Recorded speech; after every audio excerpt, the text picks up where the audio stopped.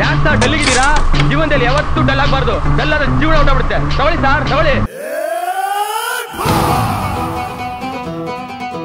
Mysuru mango ಚಾನೆಲ್ಗೆ ಮರಳಿ ಸ್ವಾಗತಂ, ಸುಸ್ವಾಗತಂ. ನಮ್ ಚಾನೆಲ್ಗೆ ಹೊಸಬ್ರಾಗಿದ್ರೆ ದಯವಿಟ್ಟು ಚಾನೆಲ್ ಸಬ್ಸ್ಕ್ರೈಬ್ ಮಾಡಿ, ಹಂಗೆ ಬೆಲ್ ಐಕನ್ ಕ್ಲಿಕ್ ಮಾಡಿ. ನಿಮ್ಮ ಹತ್ರ ದುಡ್ಡಿಸ್ಕೊಂಡು ಕೊಡದೆ ಸತಾಯಿಸ್ತಾ ಇದ್ದಾರಾ? ಹಾಗಾದ್ರೆ ಈ ದೇವಸ್ಥಾನಕ್ಕೆ ಬಂದು ಮೆಣಸಿನಕಾಯಿ ಖಾರ ರುಬ್ಬಿ ದೇವಿಗೆ ಹಚ್ಚೋದ್ರಿಂದ ಈ ತರ ಯಾವುದೇ ಸಮಸ್ಯೆ ಇದ್ರೂ ಆದಷ್ಟು ಬೇಗ ಪರಿಹಾರ ಸಿಗುತ್ತೆ. ಕಳೆದ ವಿಡಿಯೋಲ್ ಹೇಳೋದು ಮರ್ತಿದ್ದೆ. ಇವರೆಲ್ಲ ಹೇಳೋ ತರ ಮೆಣಸಿನಕಾಯಿ ಎರ್ದು ಹಚ್ಚಿದ್ರೆ ದುಡ್ಡಿಸ್ಕೊಂಡು ಓಡೋದವರು ವಾಪಸ್ ಬಂದ್ ಕೊಟ್ಟೇ ಬಿಡ್ತಾರೆ ಅನ್ನೋದಾದ್ರೆ, ನಮ್ ಮೊಲ್ಯ ಬ್ಯಾಂಕ್ನವ್ರಿಗೆ ಪಲ್ಯ ತಿನ್ಸಿ ಬ್ರಿಟನ್ ನಲ್ಲಿ ಮಟನ್ ಕಡಿತ ಆರಾಮಾಗಿ ಕುಂತವನಲ್ಲ. ಯಾಕೆ ಈ ಎಲ್ಲಾ ಬ್ಯಾಂಕ್ನವರು ಇಲ್ಲಿ ಹೋಗಿ ಮೆಣಸಿನಕಾಯಿ ಅರಿಬಾರ್ದು? ಯಾಕೆ ನಮ್ಮ ಮೌಲ್ಯ ಸಾವಿರಾರು ಕೋಟಿನ ತಂದು ವಾಪಸ್ ಕೊಡಬಾರ್ದು ಅಂತೀನಿ. ಮತ್ತೆ ಬ್ಯಾಂಕ್ ಅಲ್ಲಿ ಇಟ್ಟಿರೋ ಚಿನ್ನಾಭರಣಗಳು ಸಾಲವಾಗಿ ಇಟ್ಟಿರೋದು ವಾಪಸ್ ಗಿರ್ವಿ ಇಟ್ಟಿರೋದು ಅವ್ರ ಮನೆಗೆ ವಾಪಸ್ ಬಂದಿದೆ. ಆಮೇಲೆ ಇತ್ತೀಚೆಗೆ ಕರ್ನಾಟಕದಾದ್ಯಂತ ಪಾಪ ಎಷ್ಟೋ ಜನ ಬಡವರು ಮೈಕ್ರೋ ಫಿನಾನ್ಸ್ ಬಡ್ಡಿ ದಂಧೆಲ್ ಸಿಗಾಕೊಂಡು ಸಾಲ ತೀರ್ಸೋಕಾಗದೆ ಕಣ್ಣೀರು ಹಾಕೊಂಡ್ ಕುಂತಿದಾರಲ್ಲ. ನಮ್ಮ ಸರ್ಕಾರ ಗೃಹಲಕ್ಷ್ಮಿ, ಗೃಹ ಜ್ಯೋತಿ, ಶಕ್ತಿ ಯೋಜನೆ, ಯುವ ನಿಧಿ, ಅನ್ನ ಭಾಗ್ಯ ಜೊತೆ ಮೆಣಸಿನಕಾಯಿ ಭಾಗ್ಯ ಅಂತ ಯಾಕೆ 6ನೇ ಗ್ಯಾರಂಟಿನ ಜಾರಿ ಮಾಡಬಾರ್ದು? ಇದೇನೋ ಬಾಯ ವಿಚಿತ್ರವಾಗಿದೆ. ಮೂಗುರು ಸರ್ಕಾರ ಮನೆ ಮನೆಗೂ 1 ಕಾಲ್ ಕೆಜಿ ಮೆಣಸಿನಕಾಯಿ ಕೊಟ್ಬಿಡ್ಲಿ. ಈ ದೇವಸ್ಥಾನಕ್ಕೆ ಹೆಂಗುಸರ ಜೊತೆ ಗಂಡುಸರಿಗೂ ಫ್ರೀ ಬಸ್ ಮಾಡ್ಬಿಡ್ಲಿ. ಯಾರ್ಯಾರು ಸಾಲದಲ್ಲಿ ಸಿಗಾಕೊಂಡಿದಾರೋ ಅವರೆಲ್ಲ ಅಲ್ಲಿ ಹೋಗಿ ಮೆಣಸಿನಕಾಯಿ ಅರ್ದು ಹಚ್ಬಿಡ್ಲಿ. ಎಲ್ರು ಸಾಲ ಮುಕ್ತರಾಗ್ಬಿಡ್ಲಿ. ಅಂದಂಗೆ ಯಾಕೆ ಮೆಣಸಿನಕಾಯಿ ಭಾಗ್ಯದ ಬಗ್ಗೆ ಹೇಳ್ದೆ ಗೊತ್ತಾ? ನಮ್ಮ ಕಲ್ಯಾಣ ಕರ್ನಾಟಕ ಭಾಗದ ರೈತರು ಮೆಣಸಿನಕಾಯಿ ಬೆಳೆದ್ರು ಅದಕ್ಕೆ ಸರಿಯಾದ ಬೆಲೆ ಸಿಗದೆ ನಷ್ಟ ಅನುಭವಿಸ್ತಾ ಇದ್ದಾರೆ. PDP ಸ್ಕೀಮ್ ಅಡಿಯಲ್ಲಿ ಆಂಧ್ರದ ರೈತರಿಗೆ ಬೆಂಬಲ ಕೊಟ್ಟಂತೆ ನಮ್ಮ ಕರ್ನಾಟಕದ ರೈತರಿಗೂ ಬೆಂಬಲ ಕೊಡಬೇಕು ಅಂತ ಪರಿಹಾರ ಕೋರಿ ನಮ್ಮ CM ಸಾಹೇಬ್ರು PM ಸಾಹೇಬ್ರಿಗೆ ಹೋದ್ ತಿಂಗಳು ಪತ್ರ ಬರ್ದಿದ್ದಾರೆ. ಈಗ ಈ ಜುಟ್ಟು ಮಾಮ್ಸ್ ಹೇಳ್ದಂಗೆ ಮೆಣಸಿನಕಾಯಿಗೆ ಈ ಪಾರ್ಟಿ ಪವರ್ ಇದೆ, ಇದನ್ನ ಅರ್ದು ಹಚ್ಚಿದ್ರೆ ಇಷ್ಟೆಲ್ಲ ಪವಾಡ ಆಗುತ್ತೆ ಅನ್ನೋದೇ. ಆದ್ರೆ ನಮ್ಮ ರಾಜ್ಯ ಸರ್ಕಾರನೇ ಈ ಮೆಣಸಿನಕಾಯಿ ಭಾಗ್ಯ ಸ್ಕೀಮ್ ಅನ್ನ ಜಾರಿಗೆ ತಂದು ಒಂದೇ ಸ್ಕೀಮ್ ಅಲ್ಲಿ ಜನಸಾಮಾನ್ಯರು ಹಾಗೂ ರೈತರು ಇಬ್ಬರಿಗೂ ಪರಿಹಾರ ತಂದು ಕೊಡ್ಬೋದಲ್ವೇ? ಅಲ್ಲ, ಆ ಮೆಣಸಿನಕಾಯಿಗೆ ಅಷ್ಟೊಂದು ಪವರ್ ಇದ್ದಿದ್ರೆ ಆ ಮೆಣಸಿನಕಾಯಿ ಬೆಳೆದಿರೋ ನಮ್ಮ ರೈತರು ಯಾಕೆ ಸ್ವಾಮಿ ಬೆಂಬಲ ಬೆಲೆನೂ ಸಿಗದೆ ನಷ್ಟ ಅನುಭವಿಸ್ತಾ ಇದ್ರು? ಇನ್ನು ಇವರೆಲ್ಲ ಹೇಳೋದೇನಪ್ಪ, ಇಲ್ಲಿ ಕಾಲಿಟ್ರೆ ಕೋಟಿಪತಿ ಆಗ್ತೀರಾ, ಇಲ್ಲಿ ಕಾಲಿಟ್ರೆ ನಿಮ್ಮ ಸಮಸ್ಯೆ ಎಲ್ಲ ಬಗೆಹರಿಯುತ್ತೆ, ನಿಮ್ಮ ಜೀವನ ಅದ್ಭುತ ಆಗುತ್ತೆ ಅಂತ. ನಿರ್ಗತಿಕರು ಕೂಡ ಇವತ್ತು ಕೋಟ್ಯಾಧೀಶ್ವರಾಗಿದ್ದಾರೆ, ಕಾರುಗಳು ತಗೊಂಡಿದ್ದಾರೆ. ಆಗ ನನಗೊಂದು ಅನುಮಾನ ಬಂತು, ಇವರು ದೇವಸ್ಥಾನಗಳ ಆಸುಪಾಸಲ್ಲಿ ಯಾರು ಭಿಕ್ಷುಕರು ಇಲ್ವೇ ಇಲ್ವಾ ಅಂತ. ಅದೇ ಅನುಮಾನದಲ್ಲಿ ಒಂದಷ್ಟು ವಿಡಿಯೋಸ್ ಗಳನ್ನ ಹುಡ್ಕಾಡದ್ನಪ್ಪ. ಈ ಒಂದು ವಿಡಿಯೋ ಕಣ್ಣಿಗೆ ಬಿತ್ತು. ನೀರ್ ಕುಡಿಬೇಕಾದ್ರೆ ಸಡನ್ ಒಂದ್ ಆಂಟಿ ಬಂದು ದುಡ್ಡು ಕೇಳಿದ್ರು, ಇಲ್ಲ ಅಂತ ಹೇಳಿದೆ. ಯಾವ್ದಾದ್ರು ಒಂದ್ ದೇವಸ್ಥಾನಕ್ಕೆ ಬಂದ್ರೆ ಫಸ್ಟ್ ಈ ತರ ಬಂದ್ ಕೇಳ್ತಾರೆ, ಇದೇ ಬ್ಯಾಡ್ ಇಂಪ್ರೆಷನ್. ಕಾಸು ಕೊಡೋವರೆಗೂ ಬಿಡಲ್ಲ. ಅವ್ರಿಗೆ ದುಡ್ಡು ಕೊಟ್ಟಿದ್ ನೋಡಿ ಇನ್ನೊಬ್ರು ದುಡ್ಡು ಕೇಳಕ್ಕೆ ಬಂದ್ರು, ವಿಡಿಯೋ ಮಾಡ್ತಾ ಇರೋದ್ ನೋಡಿ ವಾಪಸ್ ಹೊರಟೋದು. ಸೊ ಇವ್ರು ಹೇಳ್ಕೊಳ್ಳೋ ಪ್ರಕಾರ ಅಲ್ಲಿ ಭಿಕ್ಷುಕರು ಇರ್ಲೇಬಾರ್ದು, ಅವರೆಲ್ಲ ಈಗ ಕೋಟ್ಯಾಧಿಪತಿ, ಬ್ಯಾಡಪ್ಪ ಕಡೆ ಪಕ್ಷ ಲಕ್ಷಾಧಿಪತಿಗಳಾದ್ರೂ ಆಗಿರ್ಬೇಕಿತ್ತು. ಆದ್ರೆ ಅವರೆಲ್ಲ ಇನ್ನು ಭಿಕ್ಷಾಧಿಪತಿಗಳೇ ಆಗಿದಾರಲ್ಲ. ಏನು ಉತ್ತರ ಕೊಡ್ತೀಯ ಇದಕ್ಕೆ? ಹೇಳು ಒಂಚೂರು. ಇನ್ನು ಇಲ್ಲಿ ಹೋದ್ರೆ ಕೋಟಿಪತಿ ಆಗ್ತೀರಾ ಅಂತ ವಿಡಿಯೋಸ್ ಮಾಡ್ತಿರೋ ಈ ಒಂದಷ್ಟು ಜನ ಕಂಟೆಂಟ್ ಕ್ರಿಯೇಟರ್ಸ್ ಗಳು, ಇವರೆಲ್ಲ ಯಾಕೆ ಇನ್ನು ರೀಲ್ಸ್ ಮಾಡ್ಕೊಂಡು ಸಾವಿರಾರು ರೂಪಾಯಿಗೆಲ್ಲ ಪ್ರಮೋಷನ್ ಮಾಡ್ಕೊಂಡು ನಿಂತವ್ರೆ? ಇವರೆಲ್ಲ ಯಾಕೆ ಕೋಟ್ಯಾಧಿಪತಿಗಳಾಗಿಲ್ಲ? ಹೌದಲ್ವಾ? ಅದೇನೋ ಹೇಳ್ತಾರಲ್ಲ, ಕೊಟ್ಟೋನ್ ಕೋಡಂಗಿ ಈಸ್ಕೊಂಡೋನ್ ಈರ್ಭದ್ರ ಅಂತ. ಹಂಗೆ ಹಣ ಕೊಟ್ಟು ಜನಗಳು ಕೋಟಿಪತಿಗಳಾಗ್ತಾವ್ರೆ, ಹಣ ಈಸ್ಕೊಂಡ್ ಇವರು ಕೋಟಿಪತಿಗಳಾಗ್ತಾವ್ರೆ. ನೀವು ಬಹಳ ಬುದ್ಧಿವಂತರು. ಅಂದಂಗೆ ಈ ಮಿಸ್ಟರ್ NRA ಆ ದೇವಸ್ಥಾನದಲ್ಲಿ ನಡೀತಾ ಇರೋ ಬಿಸ್ನೆಸ್ ಅನ್ನ ಎಕ್ಸ್ಪೋಸ್ ಮಾಡ್ದ ಅನ್ಬಿಟ್ಟು ಆ ದೇವಸ್ಥಾನದ ಪ್ರಧಾನ ಅರ್ಚಕರು ಆಡ್ಕೊಂಡು ವಿಡಿಯೋ ಮಾಡಿದ್ದಾರೆ. ಆ ವಿಡಿಯೋ ಈಗ ನನ್ ಗಮನಕ್ಕೆ ಬಂತು. ನಿನ್ನಂತ ನಾಯಿಗಳು 1000 ಜನ ಬಂದ್ರು ಒಂದು ಕೂದಲು ಸಹಿತ ಕಿತ್ಕೊಳ್ಳೋದಾಗಲ್ಲ. ಜ್ಞಾಪಕ ಮಾಡ್ಕೋ, ಹಿಂದೂ ದೇವಸ್ಥಾನ ಅವಮಾನ ಮಾಡೋದು ಒಂದೇ, ನಿನ್ನ ಎತ್ತು ತಾಯಿನ ನಡುಬೀದಿಯಲ್ಲಿ ನಿಲ್ಲಿಸಿ ಅವಮಾನ ಮಾಡೋದು ಒಂದೇ. ಬಾ ನಿನ್ ಗಂಡಸಾರ ಬಾ, ಪ್ರತಿಯೊಂದು ಮನೆ ಕರ್ಕೊಂಡು ಹೋಗ್ತೀನಿ ಬಾ. ನಿನ್ಗೇನು ನಿಮ್ಮ ಅಪ್ಪನ ಆಸ್ತಿನ ಬಾಡಿಗೆ ಕೊಟ್ಟಿದ್ದೀನಿ ನಾನು, ನಿಮ್ಮ ಅಪ್ಪನ ಆಸ್ತಿನ ಬಾಡಿಗೆ ಕೊಟ್ಟಿದ್ದೀನಿ ನಾನು. ಒಂದೇ ಒಂದಿನ ನೀವು ಗಂಡು ಸಾಕಿದ್ರೆ ಮೇಂಟೈನ್ ಮಾಡಿ ಬಂದಿಲ್ಲ, ನಿನ್ನ ಅಪ್ಪನ ನೀನು ಹುಟ್ಟಿದ್ರೆ ಒಂದು ದಿನ ಬಂದು ಮೇಂಟೈನ್ ಮಾಡಿ ಕ್ಷೇತ್ರದಲ್ಲಿ ಬಂದು. ಶಿವ ಕೇಳಲಾರನು. ಒಂದು ದೇವಸ್ಥಾನದ ಪ್ರಧಾನ ಅರ್ಚಕರಂತೆ. ಇವ್ರು ಬಾಯಲ್ಲಿ ಬರೋ ಮಾತುಗಳಿವು, ಒಬ್ಬ ಅರ್ಚಕ ವರ್ತಿಸೋ ರೀತಿ ಇದು. ಪೂಜಾರಿಗೂ ಪುಡಾರಿಗೂ ವ್ಯತ್ಯಾಸನೇ ಇಲ್ದಂಗ ಆಗ್ಬಿಡದೆ.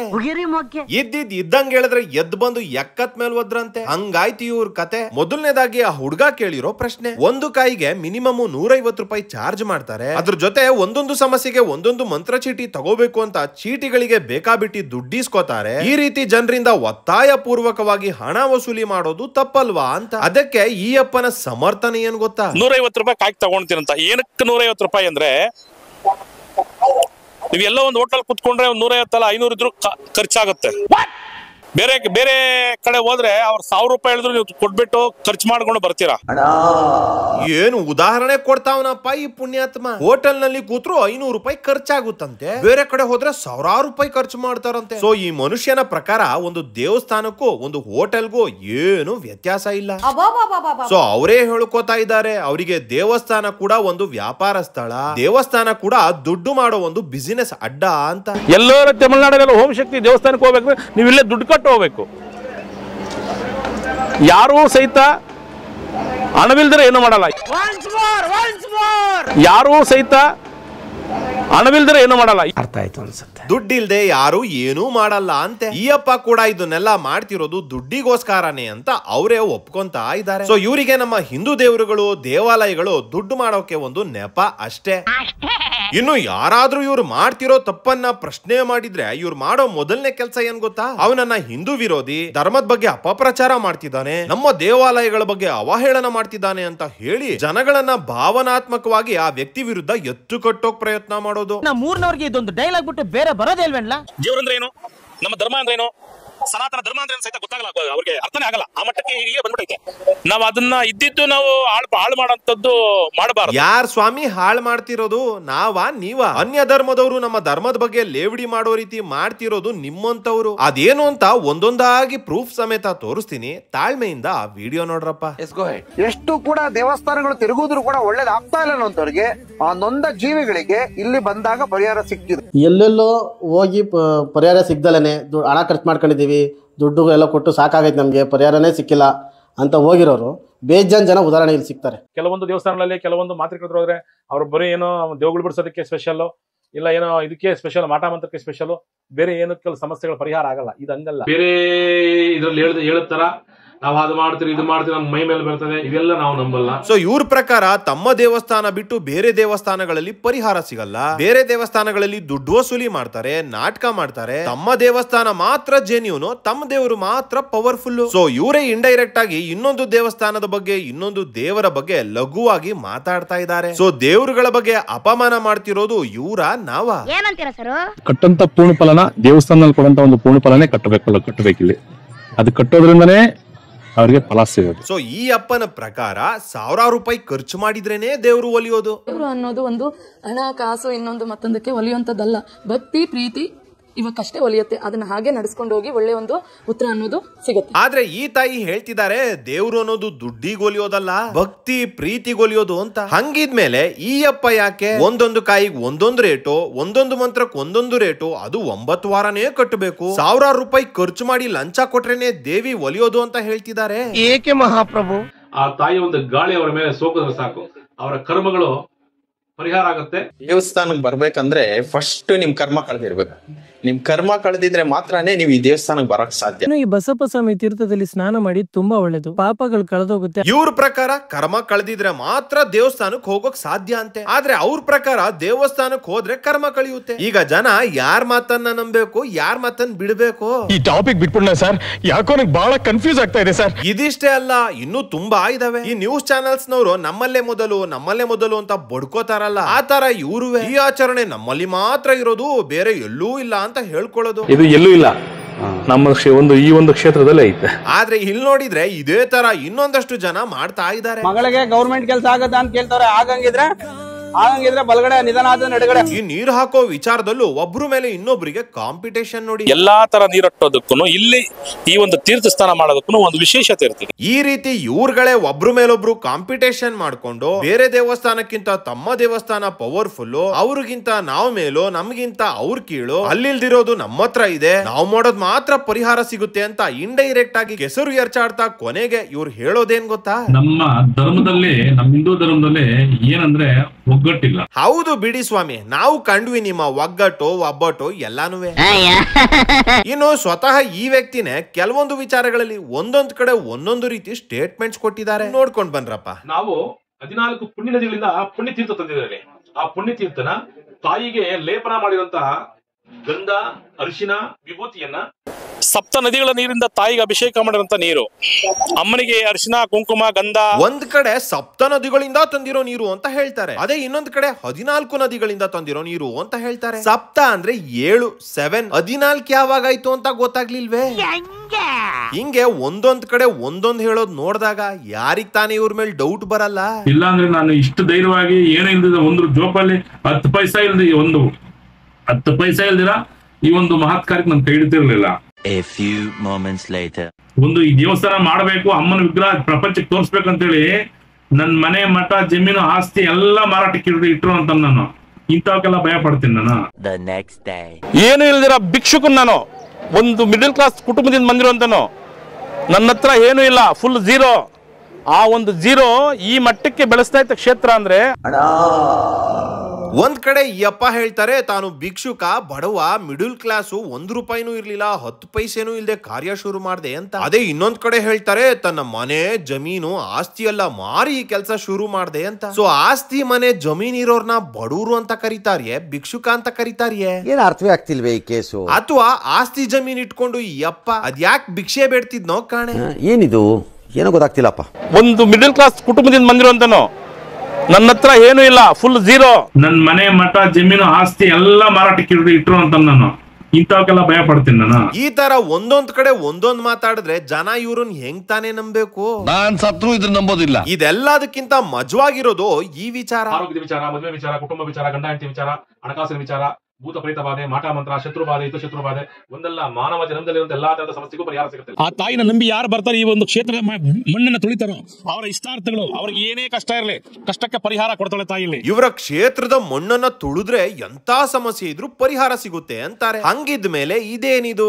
ತಾಯಿನ ಏನೋ ಒಂದು ಪ್ರಶ್ನೆ ಕೇಳಿದಾಗ ನಮ್ಮ ಸಮಸ್ಯೆ ಪರಿಹಾರ ಆಗುತ್ತಂದ್ರೆ ಬಲಭಾಗಕ್ಕೆ ತಾಯಿ ವರ ಕೊಡ್ತಾಳೆ, ಸಮಸ್ಯೆ ಪರಿಹಾರ ಆಗಲ್ಲ ಅಂದ್ರೆ ತಾಯಿ ಎಡಭಾಗಕ್ಕೆ ವರ ಕೊಡ್ತಾಳೆ. ಒಂದ್ ಕಡೆ ಇವರ ದೇವಸ್ಥಾನಕ್ಕೆ ಬಂದೋರ್ಗೆ ಮನುಷ್ಯ ಜನ್ಮದ ಎಂತದೇ ಸಮಸ್ಯೆ ಇದ್ರು 100% ಪರಿಹಾರ ಸಿಗುತ್ತೆ ಅಂತ ಹೇಳ್ತಾರೆ. ಅದೇ ಇನ್ನೊಂದ್ ಕಡೆ ಈ ಸಮಸ್ಯೆ ಬಗೆಹರಿಯುತ್ತೋ ಇಲ್ವೋ ಅಂತ ಆ ದೇವಿಗೆ ಪ್ರಶ್ನೆ ಕೇಳ್ತಾರಂತೆ. ಆಗುತ್ತೆ ಅಂದ್ರೆ ಬಲಕ್ಕೆ, ಆಗಲ್ಲ ಅಂದ್ರೆ ಎಡಕ್ಕೆ ದೇವಿ ತಿರ್ಕೊಂಡ್ಬಿಡ್ತಾಳಂತೆ. ವೆಂಕಟ ಪ್ರಸಾದ್, ಆರೋಗ್ಯದಲ್ಲಿ ಸಮಸ್ಯೆ ಆದಷ್ಟು ಬೇಗ ಆರೋಗ್ಯ ಸಮಸ್ಯೆ ಪರಿಹಾರ ಆಗುತ್ತಾ, ಬಲಕ್ ಕೊಡು ಇಲ್ಲ ಎಡಕ್ ಕೊಡಮ್ಮ. ಬಸಮ್ಮನವ್ರದು ಮನೆ ಅವ್ರ ಹೆಸರಿಗಾಗತ್ತಾ, ಬಲಕ್ ಕೊಡು ಇಲ್ಲ ಎಡಕ್ ಕೊಡಮ್ಮ. ಅಂಜಲಿನವರು ಗೌರ್ಮೆಂಟ್ ಜಾಬ್ ಅಪ್ಲೈ ಮಾಡವ್ರೆ, ಆಗುತ್ತಾ, ಬಲಕ್ ಕೊಡು, ಆಗಲ್ಲ ಎಡಕ್ ಕೊಡಮ್ಮ. ಎಲ್ಲಾ ಸಮಸ್ಯೆಗೂ ಪರಿಹಾರ ಕೊಟ್ಟೇ ಕೊಡ್ತಾಳೆ ಅನ್ನೋ ಆ ದೇವಿಗೆ ನೀವು ಈ ಆಗುತ್ತೋ ಆಗಲ್ವೋ ಅನ್ನೋ ಅನುಮಾನದ ಪ್ರಶ್ನೆ ಯಾಕೆ ಕೇಳ್ತಾ ಇದ್ದೀರಾ? ಏನು ಉತ್ತರ ಕೊಡ್ತೀಯ ಇದಕ್ಕೆ? ಹೇಳು ಒಂಚೂರು. ನಿಮ್ಮದೇ ಪ್ರಕಾರ ಆ ದೇವಿಯಿಂದ ಆಗಲ್ಲ ಅನ್ನೋ ಮಾತೇ ಬರಬಾರ್ದು. ಅಂತೂ ಆ ದೇವಿ ಆಗಲ್ಲ ಅಂತ ಎಡಭಾಗಕ್ಕೆ ತಿರುಗ್ತಾಳೆ ಅನ್ನೋದು ನಿಜಾನೇ ಆದ್ರೆ, ನೀವು ಹೇಳ್ತಿರೋ ಈ 9 ವಾರ ಕಾಯಿ ಕಟ್ಟೋ ಕಾನ್ಸೆಪ್ಟ್, ಮೊರೆ ನೀರು ಹಾಕಿಸ್ಕೊಳ್ಳೋ ಕಾನ್ಸೆಪ್ಟ್ ಎಲ್ಲ ಪ್ರಯೋಜನ ಇಲ್ಲ, ಇದರಿಂದ ಪರಿಹಾರ ಸಿಗೋಲ್ಲ, ಇದೆಲ್ಲ ಸುಮ್ನೆ ದುಡ್ಡು ಮಾಡೋ ಒಂದು ದಾರಿ ಅಂತ ಆಯ್ತಲ್ಲ. ಅಂದಂಗೆ ಇಲ್ಲಿ ಒಂದು ತಮಾಷೆ ಏನ್ ಗೊತ್ತಾ? ದೇವ್ರಿಗೆ ಇವರ ಪ್ರಶ್ನೆಯನ್ನ ಕಿರ್ಚಿ ಕಿರ್ಚಿ ಕೇಳ್ತಾರಂತೆ. ಸೊ ಇವ್ರ ಪ್ರಕಾರ ನಮ್ಮ ದೇವ್ರಗಳಿಗೆ ನಾವು ಮನ್ಸಲ್ಲಿ ಕೇಳ್ಕೊಂಡಿದ್ದು ತಲುಪಲ್ಲ, ಕೇಳ್ಸಲ್ಲ. ಇವ್ರುಗಳು ಮೀಡಿಯೇಟರ್ಸ್ ತರ ನಿಂತು ಮಾರ್ಕೆಟ್ ಅಲ್ಲಿ ಮೀನ್ ಮಾರೋರ್ ತರ ಕಿರ್ಚಾಡಿದ್ರೇನೆ ಆ ದೇವಿ ಕೇಳ್ಸೋದು. ವೆಂಕಟ ಪ್ರಸಾದ್, ಆರೋಗ್ಯದಲ್ಲಿ ಸಮಸ್ಯೆ. ಅಂದಂಗೆ ಈ ವ್ಯಕ್ತಿ ಮಹಿಳೆ ಅಂತಾನು ನೋಡ್ದೆ ಹೆಂಗಸರುಗಳ ಮೇಲೆ ಯಾವ ರೀತಿ ರೇಗಾಡ್ತಾ ಇದ್ದಾರೆ ಅಂತ ನೀವೇ ನೋಡ್ರಪ್ಪ. ಹೆಸರೇನಮ್ಮ? ನಾಳೆ ಬನ್ನಿ ಅಮ್ಮ, ಸೈಡ್ಗೆ ಹೋಗಮ್ಮ. ಅಯ್ಯ ಒಂದು ಕೇಳಮ್ಮ, 100 ಕೇಳಬೇಡ, ಒಂದು ಕೇಳು. ಯಾವುದು ಕಷ್ಟ ಅಂತ ಇವ್ರ ಹತ್ರ ಬಂದು ಇವ್ರಿಗೆ ಒಂದು ಪ್ರಶ್ನೆಗೆ 1000 ರೂಪಾಯಿ ಹಣ ಕೊಟ್ಟು ಕಡೆಗೆ ಈ ಅಪ್ಪನ ಹತ್ರ ನಾಯಿ ಗದ್ರಿಸ್ಕೊಂಡಂಗ್ ಗದ್ರಿಸ್ಕೊಬೇಕು. ಒಂದು ಕೇಳಮ್ಮ, 100 ಕೇಳಬೇಡ, ಒಂದು ಕೇಳು. ಯಾವುದು ತಪ್ಪು ಇವ್ರದಲ್ಲ, ನಮ್ ಜನಗಳದ್ದು. ಕಾಸು ಕೊಟ್ಟು ಉಗಿಸ್ಕೊಳ್ಳೋದು ಅಂದ್ರೆ ನಮ್ ಜನಕ್ಕೆ ಒಂಥರ ಖುಷಿ ಅನ್ಸುತ್ತೆ. ಕೊನೆಯದಾಗಿ ಒಂದು ಮಾತು ಹೇಳ್ತೀನಿ, ತಾಯಿಗೆ ಕಳ್ಳನು ಮಗನೇ, ಒಳ್ಳೆಯವನು ಮಗನೇ, ಸುಳ್ಳಾನು ಮಗನೇ, ತಾಯಿಗೆ ಎಲ್ಲಾನು ಒಂದೇ. ಇದೊಂದೇ ನೋಡಿ ಈ ಅಪ್ಪ ಸರಿಯಾಗಿ ಹೇಳಿದ್ದು. ಆ ತಾಯಿಗೆ ಕಳ್ಳಾನು ಮಗನೇ, ಸುಳ್ಳಾನು ಮಗನೇ, ಒಳ್ಳೆಯವನು ಮಗನೇ, ಇದು 100ಕ್ಕೆ 100 ಸತ್ಯ. ಹಂಗೆ ಅದೇ ತಾಯಿಗೆ ಬಡವಾನು ಮಗನೇ, ಶ್ರೀಮಂತಾನು ಮಗನೇ, ಕಾಯಿ ಕಟ್ಟೋನು ಮಗನೇ, ಕಾಯಿ ಕಟ್ಟದೇ ಇದ್ದೋನು ಮಗನೇ, 1 ವಾರ ಬಂದೋನು ಮಗನೇ, 9 ವಾರ ಬಂದೋನು ಮಗನೇ. ಸೊ ಎಲ್ರನ್ನೂ ಒಂದೇ ಸಮ ನೋಡೋ ಆ ತಾಯಿ ಈ ರೀತಿ ಅದು ಮಾಡಿದ್ರೆ ಮಾತ್ರ ಒಳ್ಳೇದ್ ಮಾಡ್ತೀನಿ, ಇಷ್ಟ ಹಣ ಖರ್ಚು ಮಾಡಿದ್ರೆ ಮಾತ್ರ ಒಳ್ಳೇದ್ ಮಾಡ್ತೀನಿ, ಇದೆಲ್ಲ ಮಾಡಿಲ್ಲ ಅಂದ್ರೆ ಒಳ್ಳೇದ್ ಮಾಡಲ್ಲ ಅಂತ ಒಂದು ಕಣ್ಣಿಗೆ ಬೆಣ್ಣೆ ಒಂದು ಕಣ್ಣಿಗೆ ಸುಣ್ಣ ಮಾಡ್ತಾ ಮಾಡ್ತಾಳ? ಇವ್ರು ಮಾಡ್ತಿರೋದು ಹೇಗಿದೆ ಅನ್ನೋದಕ್ಕೆ ಒಂದು ಉದಾಹರಣೆ ಕೊಡ್ತೀನಿ. ಒಂದು ಸರ್ಕಸ್ ಕಂಪನಿ ಓನರ್ ಒಂದು ಟಿಕೆಟ್ಗೆ 200 ರೂಪಾಯಿ ಚಾರ್ಜ್ ಇಟ್ಟಿದ್ನಂತೆ. ಜನ ಯಾರು ಬರ್ತಾನೆ ಇಲ್ಲ ಅಂತ ನೋಡಿ 200 ರೂಪಾಯಿ ಬೇಡಪ್ಪ ಅಂತ ಹೇಳಿ ಆ ಟಿಕೆಟ್ ಪ್ರೈಸ್ ಅನ್ನ 100 ರೂಪಾಯಿ ಮಾಡಿದ್ನಂತೆ. ಆದ್ರೂ ಜನ ಯಾರು ಸರ್ಕಸ್ ಹೋಗ್ಲೇ ಇಲ್ಲ ಅಂತೆ. ಕಡೆಗೆ ಆ ಸರ್ಕಸ್ ಓನರ್ ಒಂದು ಐಡಿಯಾ ಮಾಡಿ ಎಲ್ರಿಗೂ ಫ್ರೀ ಎಂಟ್ರಿ ಅಂತ ಮಾಡಿದ್ನಂತೆ. ಏನ್ ಜನ ಎಲ್ಲ ಮುಗಿಬಿದ್ದು ಸರ್ಕಸ್ ಹೋದ್ರಂತೆ, ಹೌಸ್ಫುಲ್. ಸರ್ಕಸ್ ಓನರ್ ಆ ಎಂಟ್ರಿ ಎಕ್ಸಿಟ್ ಗೇಟ್ ಗಳನ್ನ ಕ್ಲೋಸ್ ಮಾಡಿ ತನ್ನ ಬಳಿ ಇದ್ದ ಹುಲಿ ಸಿಂಹಗಳನ್ನ ಜನಗಳ ಹತ್ರ ಬಿಟ್ಬಿಟ್ಟಂತೆ. ಆಗ ಜನಗಳು ಭಯದಿಂದ ದಿಗಿಲ್ ಬಿದ್ದು ಆಚೆ ಓಡೋದಕ್ಕೆ ಟ್ರೈ ಮಾಡಿದ್ರಂತೆ. ಆದ್ರೆ ಗೇಟ್ ಗಳು ಕ್ಲೋಸ್ ಆಗಿದ್ಯಲ್ಲ, ಸೊ ಸರ್ಕಸ್ ಓನರು ಎಕ್ಸಿಟ್ ಆಗೋಕೆ ಒಬ್ಬೊಬ್ರಿಗೆ 2000 ರೂಪಾಯಿ ಅಂತ ಚಾರ್ಜ್ ಇಟ್ಟಂತೆ. ಜನ ಅವ್ನ್ ಕೇಳ್ದಷ್ಟು ದುಡ್ಡು ಕೊಟ್ಟು ಎಸ್ಕೇಪ್ ಆದ್ರಂತೆ. ಇದೇ ಕೆಲ್ಸಾನೇ ಇವ್ರುಗಳು ಮಾಡ್ತಿರೋದು. ಇವ್ರು ಒಂದಲ್ಲ 10 ದೇವಸ್ಥಾನಗಳನ್ನ ಮಾಡ್ಕೊಳ್ಳಿ, ದೇವಸ್ಥಾನಕ್ಕೆ ಜನಗಳನ್ನ ಬನ್ನಿ ಅಂತಾನು ಕರೀಲಿ, ಜನ ಖುಷಿಯಿಂದ ದುಡ್ಡು ಕೊಡ್ತಾರ ಈಸ್ಕೊಳ್ಳಿ. ಅದನ್ ಬಿಟ್ಟು ಕಾಯಿ ಕಟ್ಟುದ್ರೇನೆ ಒಳ್ಳೇದಾಗೋದು, ಮೆಣಸಿನಕಾಯಿ ಹರಿದ್ರೇನೆ ಒಳ್ಳೇದಾಗೋದು, ಅದು ಮಾಡ್ಬೇಕು ಇದು ಮಾಡ್ಬೇಕು ಇಷ್ಟು ವಾರನೇ ಮಾಡ್ಬೇಕು ಆಗ್ಲೇ ಒಳ್ಳೇದಾಗೋದು ಅಂತ ಜನಗಳಲ್ಲಿ ಭಯ ಹುಟ್ಟಿಸಿ ಹಣ ವಸೂಲಿ ಮಾಡ್ತಿದ್ದೀರಲ್ಲ. ಈಗ ನಿಮ್ಗೂ ಆ ಸರ್ಕಸ್ ಓನರ್ಗೂ ಏನ್ ವ್ಯತ್ಯಾಸ ಅಂತ ನೀವೇ ಹೇಳ್ರಪ್ಪ. ಇದಕ್ಕೆ ಏನಂತೀರ ಒಂಚೂರು ಹೇಳ್ಬೇಕು ನೀವು. ಇದಿಷ್ಟೇ ಅಲ್ಲ, ಇನ್ನೂ ಒಂದಷ್ಟು ವಿಚಾರಗಳು ಮಿಕ್ಕೊಂಡಿದಾವೆ. ಪಾರ್ಟ್ 3 ವಿಡಿಯೋ ಮುಖಾಂತರ 3ಕ್ಕೆ ಮುಕ್ತಾಯ ಮಾಡೋಣ ಅಂತ ಹೇಳ್ತಾ ಇವತ್ತಿನ ವಿಡಿಯೋನ ಮುಗಿಸ್ತಾ ಇದ್ದೀನಿ. ವಿಡಿಯೋ ಇಷ್ಟ ಆಗಿದ್ರೆ ಲೈಕ್ ಮಾಡಿ, ಕಮೆಂಟ್ ಮಾಡಿ, ಸಬ್ಸ್ಕ್ರೈಬ್ ಮಾಡಿ, ಹಂಗೆ ಗಂಟೆ ನೋಡಿರಪ್ಪ.